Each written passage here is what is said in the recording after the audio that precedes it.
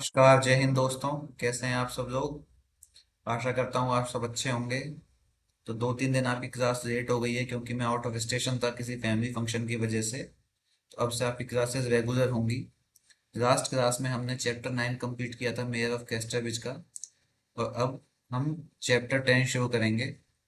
तो चलिए बिना किसी देरी के शुरू करते हैं। While she still sat under the Scotchman's eyes, a man came up to the door. तो जब जेन उस स्कॉटिश व्यक्ति के सामने, उस डोनाल्ड फारफे के सामने बैठी हुई है, तो एक नया आदमी दरवाजे पे आया है। Reaching it as Henchard open the door of the inner office to admit Elizabeth.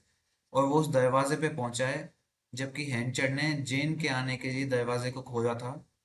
The newcomer stepped forward like the quicker creeper at Bethesda. तो वो जो नया आया हुआ व्यक्ति है, वो तुरंत ही बड़ी तेजी से वहां पर प्रकट हुआ है। Entered in her stead. और जेन की मौजूदगी के बावजूद वो वहां पर प्रवेश कर गया है। बेथस्डा क्या होता है? बेथस्डा होता है, इसको अपन बोलते हैं हाउस ऑफ मर्सी, या फिर एक ऐसा घर जो कि काफी सम्माननीय समझा जाता है। तो वो व्यक्ति वहां पर एंटर हुआ है। She could hear his words to Henchard. वो जेन जो है, उस नए आए व्यक्ति के हैंचर्ड से कहे गए शब्दों को आसानी से सुन सकती है। Joshua job sir, bye appointment the new manager. तो वो व्यक्ति कौन है? वो व्यक्ति है Joshua job.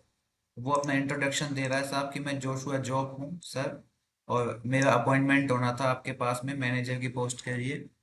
The new manager, he is in his office said Henchard bluntly. तो हैंचर्ड ने काफी स्पष्ट रूप से कहा कि नया मैनेजर, वो तो पहले से ही अपने ऑफिस में है, क्योंकि हैंचर्ड ने डोनाल्ड को नया मैनेजर अपॉइंट कर दिया है। In his office said the man with a stultified air. तो उस आदमी ने काफी स्तब्ध भाव से कहा, एकदम आश्चर्य भौचक्का निकल गया उसका। उसने कहा कि अपने ऑफिस में, I mentioned Thursday said Henchard, and as you did not keep your appointment I have engage another manager. मैंने थर्सडे का दिन अब मेंशन किया था एडवर्टाइजमेंट में। कौन सा दिन? याद रखना, फैक्ट है कि हेंचर ने नए मैनेजर के अपॉइंटमेंट के लिए कौन सा दिन मेंशन किया था। तो थर्सडे मैंने मेंशन किया था, शुक्रवार का दिन। और एंचर ने ऐसा कहा है। और जबकि तुमने अपना जो अपॉइंटमेंट है उसके प्रति बहुत ज़्यादा सीरियसनेस नहीं दिखाई है, तुमने अपने अपॉइंटमेंट को सीरियसली नहीं लिया है। मैंने एक नया मैनेजर रख लिया है अपने काम पर।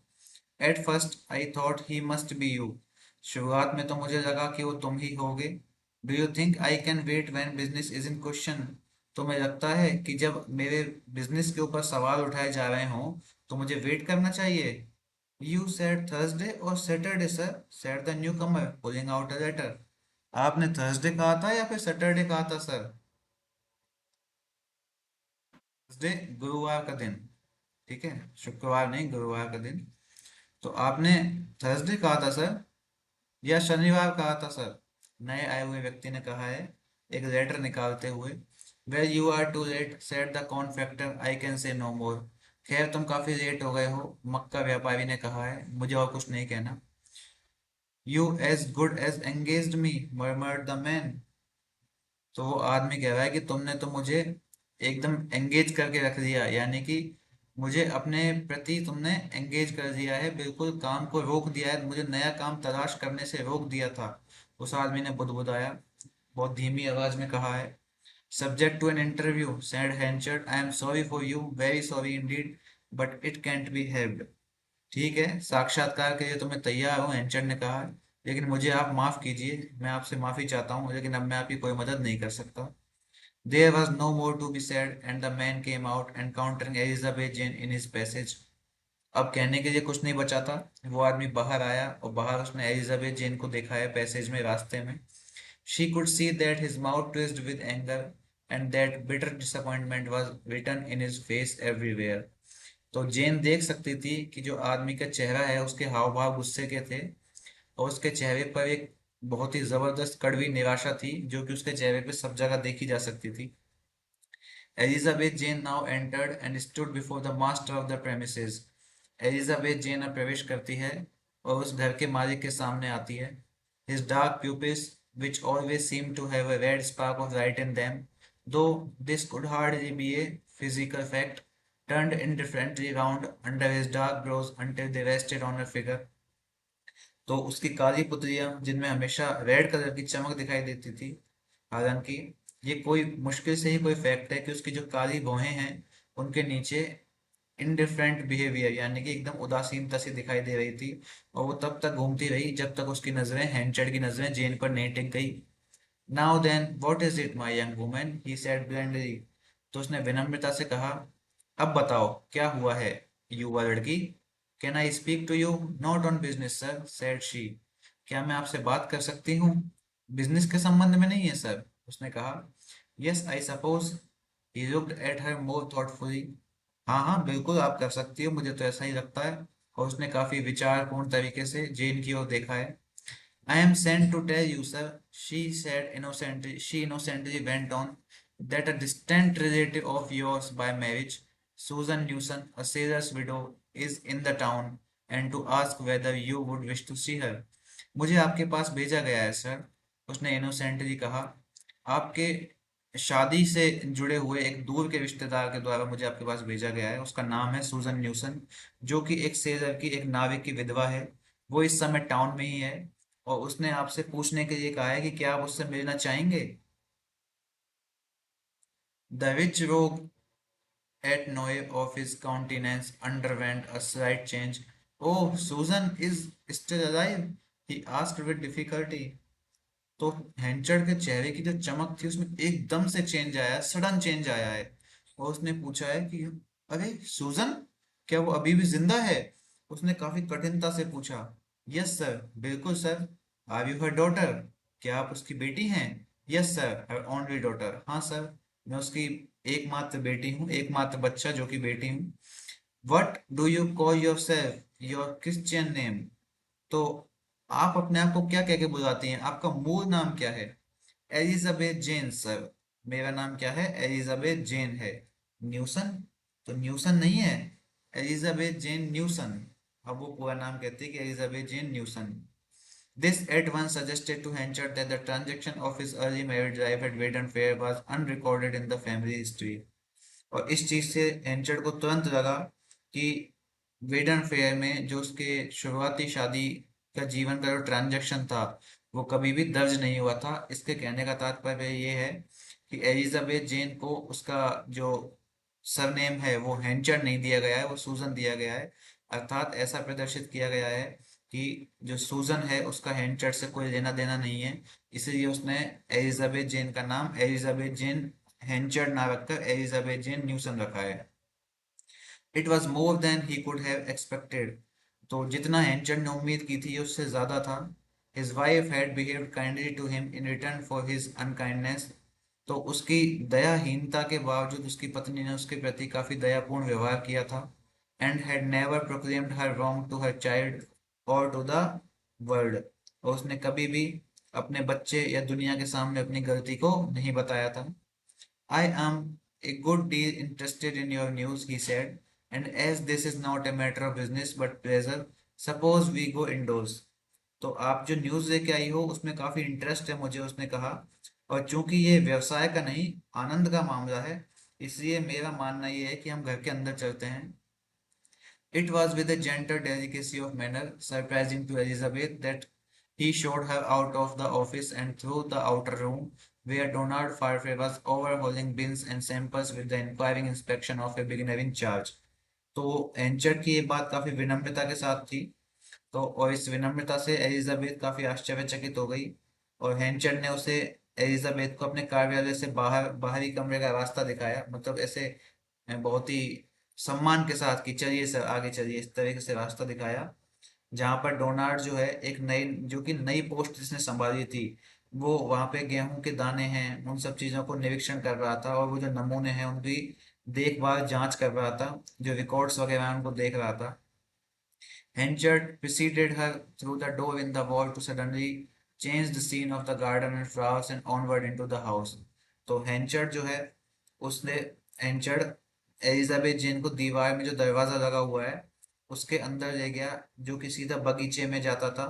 और वे बगीचों और फूल के जो उसके दृश्य थे आसपास उनकी ओर हेंचर्ड ने एलिजाबेथ को अग्रसर किया और फिर आगे घर के अंदर चला गया। The dining room to which he introduced her still exhibited the remnants of the lavish breakfast laid for Farfrae. Dining room में जहां वो जेन आए हैं, वहां पर अभी अभी फायरफ्रे को परोसे गए शानदार नाश्ते के जो रेमनेंट्स हैं, जो अवशेष हैं, वो बचे हुए थे. It was furnished to profusion with heavy mahogany furniture of the deepest red Spanish hues. तो ये जो डाइनिंग रूम है, ये रेड कलर के स्पेनिश रंगों से और हैवी महोगनी के फर्नीचर से भरा हुआ था. फर्निश्ड टू प्रोफ्यूशन का मतलब है कि बहुत अच्छे तरीके से फर्निश्ड किया गया था.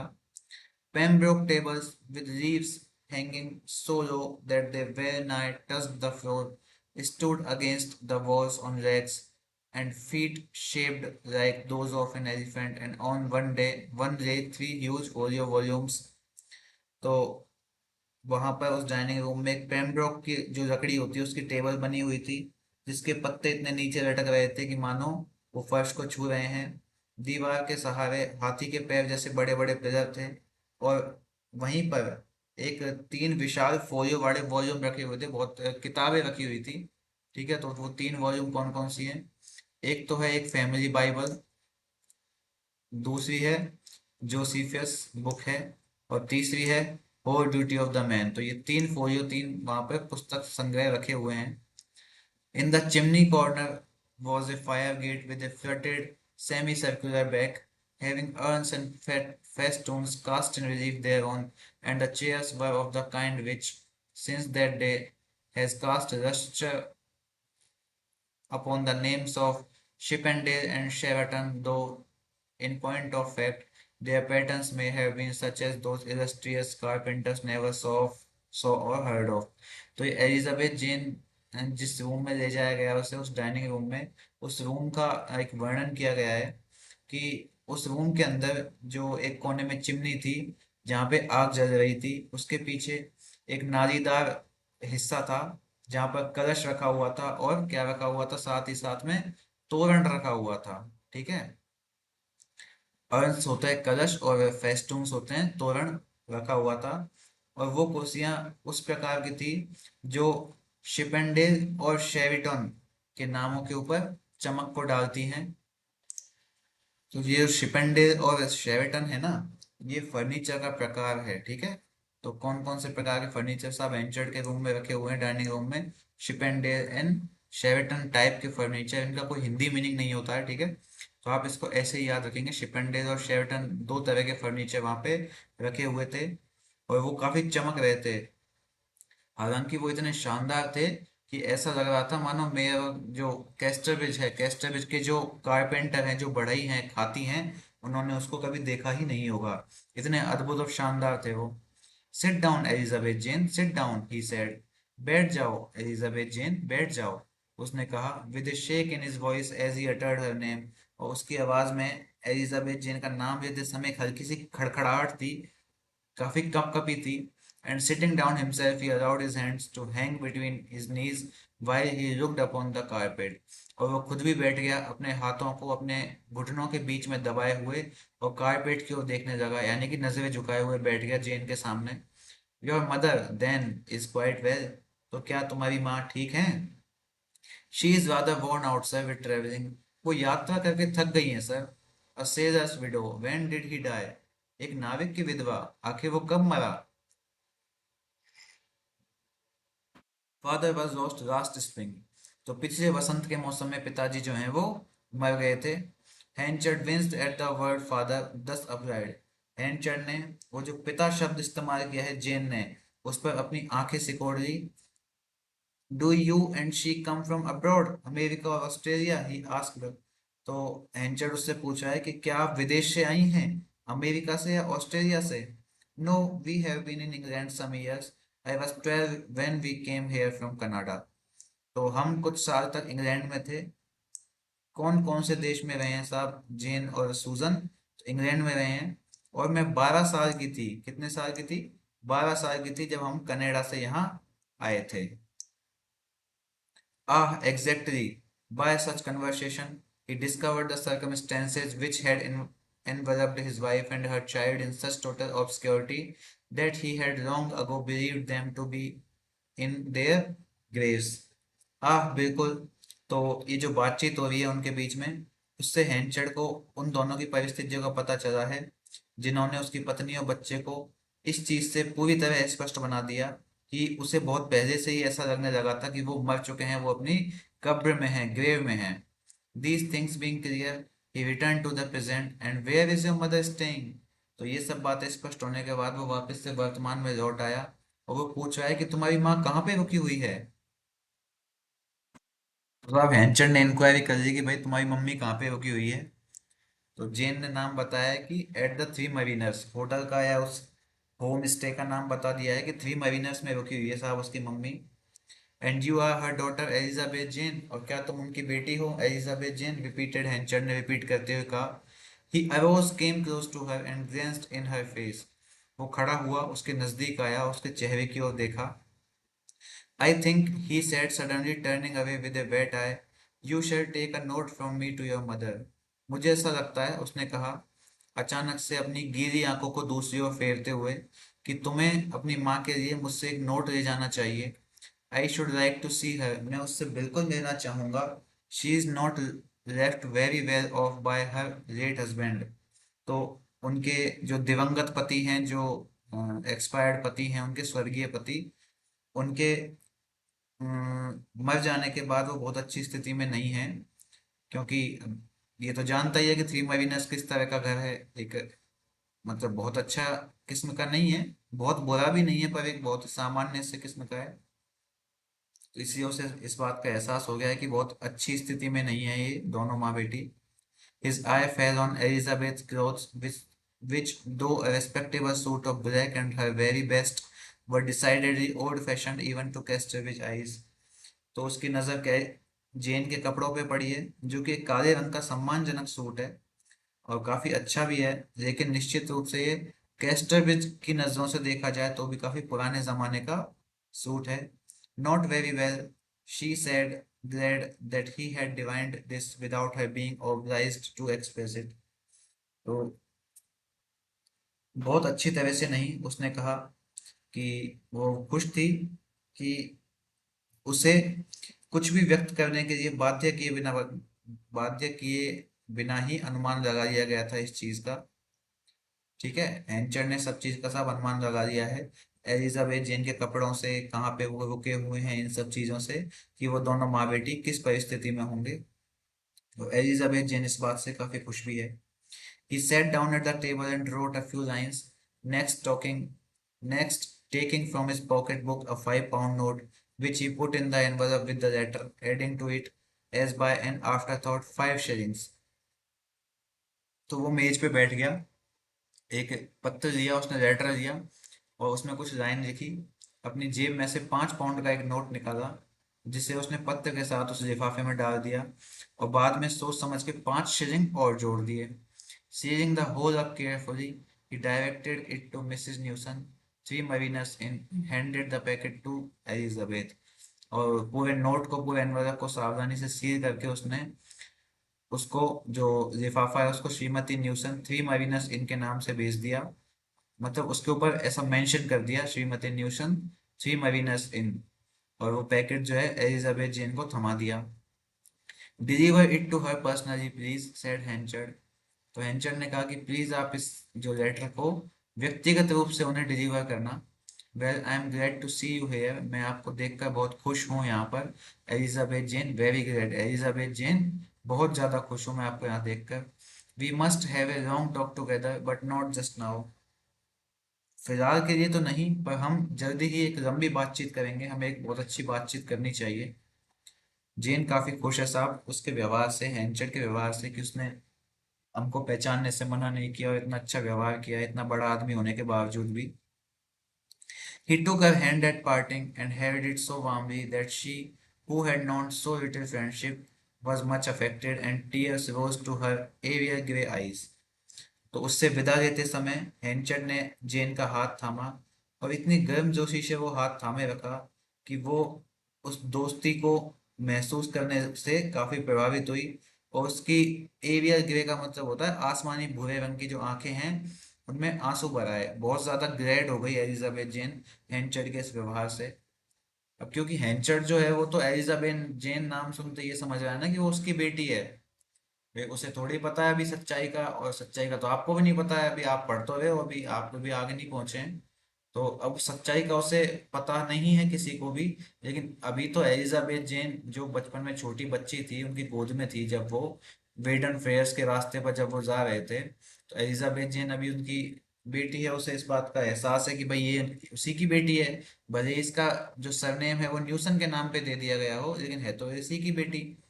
The instant that she was gone, Henchard's state showed itself more distinctly. तो जिस क्षण जेन वहां से चली गई, हैंचर्ड की स्थिति और भी ज्यादा स्पष्ट हो गई। Having shut the door, he sat in the dining room, stiffly erect, gazing at the opposite wall as if he read his history there. तो जो उसके जाने के बाद दरवाजा बंद करके वो जो डाइनिंग रूम के अंदर वो काफी स्टिफली बैठ गया, एकदम स्थिर अवस्था में स्तब्ध होकर बैठ गया है। और अपने सामने की दीवार पे वो देख रहा है, और ऐसा लग रहा है जैसे वो अपने इतिहास को वहां पर पढ़ रहा है।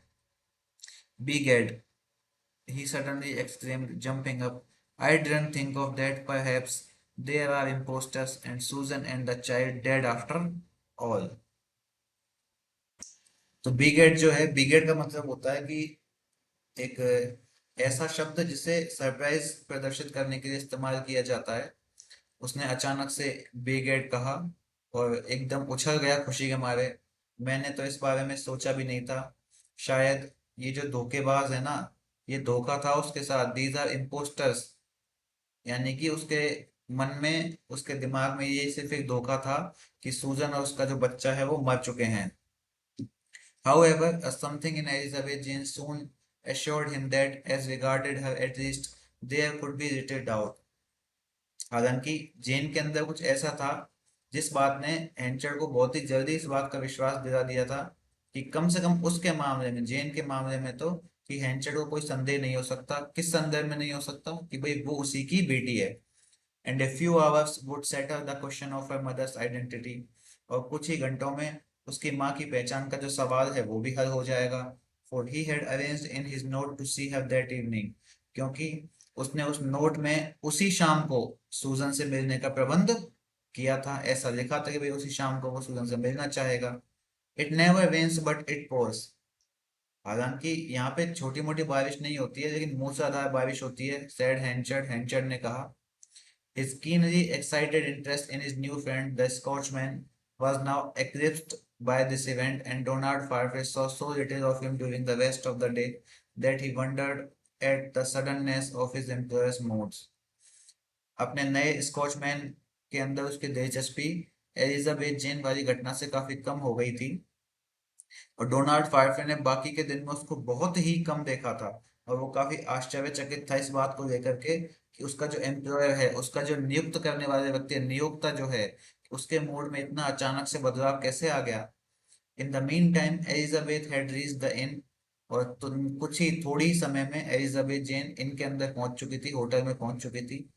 Her mother, instead of taking the note with the curiosity of poor woman expecting assistance, was much moved at sight of it. तो उसकी माँ ने मदद की उम्मीद रखने वाली एक महिला की जिज्ञासा के साथ नोट पढ़ने के बजाय वो इस चीज को देखकर काफी दुखी हुई है। यानी कि जो सूजन है, अपनी बेटी जो एलिजाबेथ जेन है, अपनी माँ से एक असिस्टेंस एक्सपेक्ट कर रही है कि भाई वो जाएगी तो उसकी माँ उससे उसका हालचाल पूछेगी। और इन सब चीज की जिज्ञासाओं के बजाय सूजन जो है वो काफी दुखी महसूस करने लग गई है। She did not read it at once, asking Elizabeth to describe her reception. उसने उसे पढ़ा नहीं, एक बार के लिए तो सूजन ने उस नोट को नहीं पढ़ा है। और वो पूछ रही है एलिजाबेथ से कि जब तुम वहां पे गई तो तुम्हें कैसे रिसीव किया गया, रिसेप्शन कैसे हुआ, तुम्हारा स्वागत कैसे हुआ। And the very words Mr Henchard use, और कौन से शब्द थे वो जो मिस्टर हेंचर्ड ने यूज किए थे। Elizabeth's back was turned when her mother opened the letter. It ran thus. और एलिजाबेथ की पीठ मुड़ते ही उसकी माँ ने, सूजन ने पत्र खोला, और उस पत्र में क्या लिखा हुआ था साहब, देखिए। Meet me at 8 o'clock this evening, तो सब कितने बजे बुलाया है हेनचर्ड ने सूजन को मिलने के लिए? 8 o'clock। इफ यू कैन, अगर तुम आ सकती हो तो। कहाँ बुलाया है?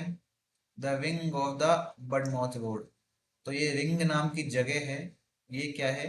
रिंग एक ओवल शेप का, ओवल होता है अंडाकार शेप का, पुराना थिएटर टाइप का है। आपने उसका रोम के अंदर जो एक पुराना थिएटर है जो 7 वंडर्स में भी शामिल है, कोलोसियम का नाम सुना होगा आपने, कोलोसियम इन द रोम, जो कि 7 वंडर्स में भी शामिल है। वो एक पुराना एक एम्फी थिएटर हुआ करते थे जहाँ पर स्टेज परफॉर्मेंसेज हुआ करते थे या फिर छोटे मोटे खेल हुआ करते थे। इस जगह, ऐसी एक जगह है, बडमौथ रोड पे ये स्थित है। वहां पर उसने उसे मिलने के लिए बुलाया है हेनचर्ड ने। The place is easy to find, तो ये जगह जो है वो ढूंढने में बहुत आसान है। I can say no more now, मैं अब और नहीं कह सकता। The news upsets me almost, तुम्हारी जो मिलने की खबर है इसने मुझे पहले ही काफी अपसेट कर दिया है। The girl seems to be in ignorance, तो वो जो लड़की है वो अज्ञानता में लगती है। Keep her so till I have seen you, और उसे अज्ञानता में ही रखना, यानी कि उसे सब चीजें मत बताना जब तक कि मैं तुमसे नहीं मिल लूं। उसने लास्ट में लिखा है MH, यानी कि उसके नाम के इनिशियल्स हैं Michael Henchard. He said nothing about the enclosure of 5 guineas, उसने 5 गिनी का जो नोट था उसके बारे में कुछ नहीं कहा। द अमाउंट वॉज सिग्निफिकेंट, ये रकम काफी अच्छी खासी थी उस समय के हिसाब से। इट में tacitly have said to her that he bought her back again, और ये एकदम tacitly यानी कि गुप्त रूप से, चुपचाप तरीके से ऐसा माना जाता है कि वो जो अमाउंट है वो ऐसा कह रहा हो कि हैंचर्ड ने फिर से उसे खरीद लिया है। भाई उस समय पहले 5 गिनी में बेचा था, तो ये इतना जो ये अमाउंट है इतना सिग्निफिकेंट था कि ये मानो कि चुपचाप तरीके से सूजन से ऐसे कह रहा हो कि उसने वापस से मुझे खरीद लिया है। She weighted restlessly for the close of the day, सूजन जो है वो दिन के अंत का बेसब्री से इंतजार करती रही। Telling Elizabeth Jane that she was invited to see Mr Henchard, और उसने जेन को बताया कि उसे मिस्टर हेंचर्ड ने मिलने के लिए इनवाइट किया है। that she would go alone, और वो अकेली जाएगी। But she said nothing to show that the place of meeting was not at his house, nor did she hand the note to Elizabeth। लेकिन उसने ये दिखाने के लिए कुछ नहीं कहा कि मिलने की जगह जो है वो हेंचर्ड का घर नहीं है, ना ही उसने एलिजाबेथ को नोट दिया है। तो अल्टीमेटली चैप्टर 10 में हेंचर्ड अब अपनी बेटी और अपनी पत्नी के बारे में जान चुका है। 2-3 फैक्ट थे, आपने पढ़ लिए हैं। देखिएगा, रिपीट कीजिएगा, पढ़ते रहिए, बढ़ते रहिए। मिलते हैं नेक्स्ट चैप्टर में, तब तक के लिए धन्यवाद। जय हिंद, जय भारत।